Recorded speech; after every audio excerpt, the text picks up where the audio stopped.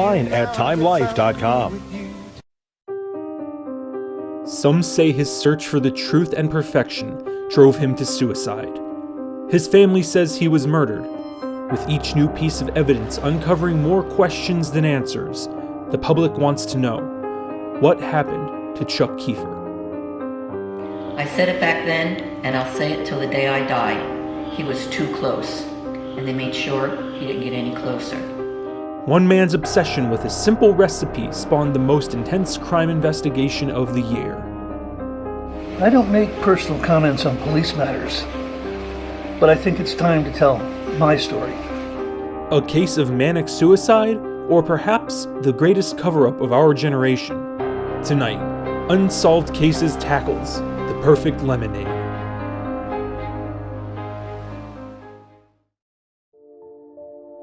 It's a simple recipe: water, sugar, lemon juice.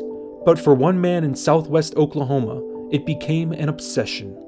One day, Chuck got it in his head that lemonade was in art form to be perfected. He became so attached to the idea, it was really hard to keep his attention on anything else. Today's the day I start looking for the greatest lemonade recipe. I sure hope the world's ready for it. I know I am. Let's get to work.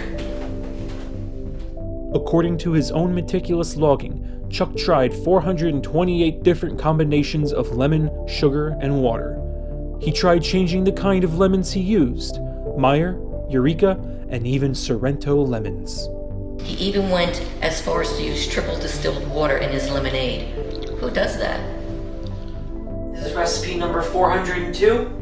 I'm getting close. I can taste it. Soon, word got out of this pioneer's attempt at the world's perfect lemonade. Tonight at 10, find out more about the man in search of the world's best lemonade recipe. Is there a method to his madness? He started doing news interviews, and that's when the trouble started. Soon after, Chuck started to receive harassing letters from anonymous senders. I got some more fan mail. These are particularly good. Some wordsmiths here.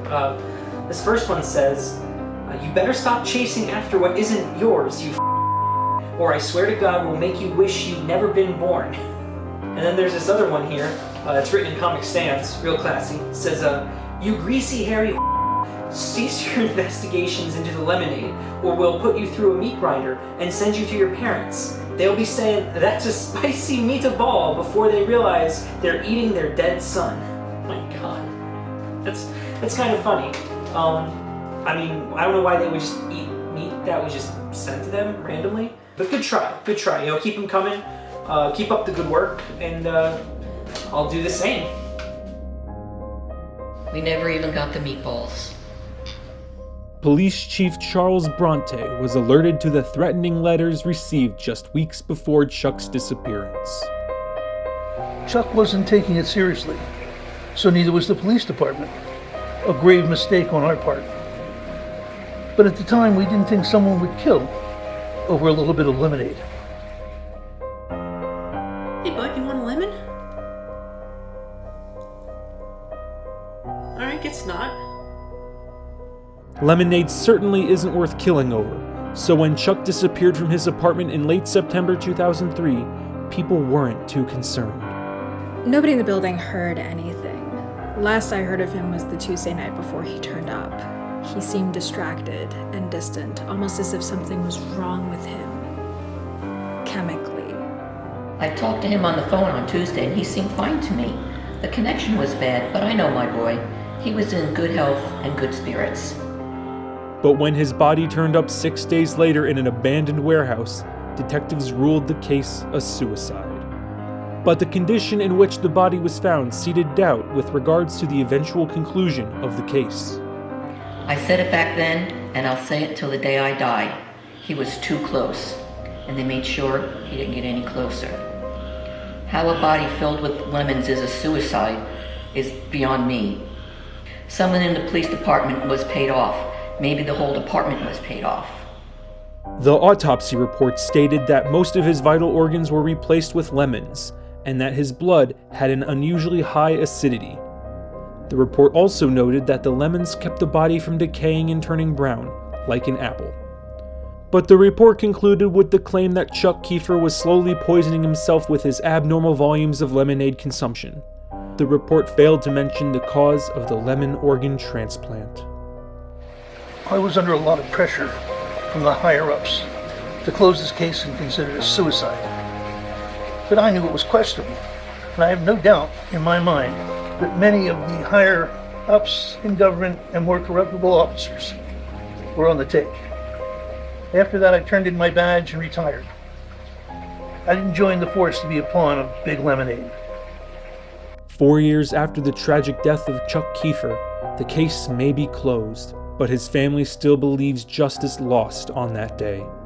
There are a lot of big companies with billions of dollars in lemonade research, a global cabal of lemonade.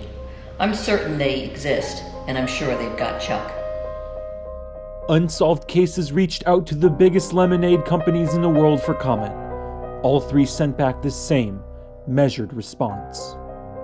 We at are saddened to hear of the passing of Chuck Kiefer. His commitment and passion to finding the perfect lemonade was unparalleled in our industry. His visionary recipes and his interminable drive was evident all the way to the end. We will dearly miss his innovations. No further comment from any lemonade company has been issued since. When I heard Chuck died, I was devastated. His commitment and passion for finding the perfect lemonade was unparalleled in the world. He was a visionary. I'll miss him coming down the halls with a pitcher of lemonade asking me to try his newest innovation. The case of the perfect lemonade has many unanswered questions. When I took possession of his belongings from the police, I noticed the last few pages of his lemonade journal were missing. But one thing is for certain. These sour delights have sour ends. The case may be officially closed, but for many, it still remains unsolved.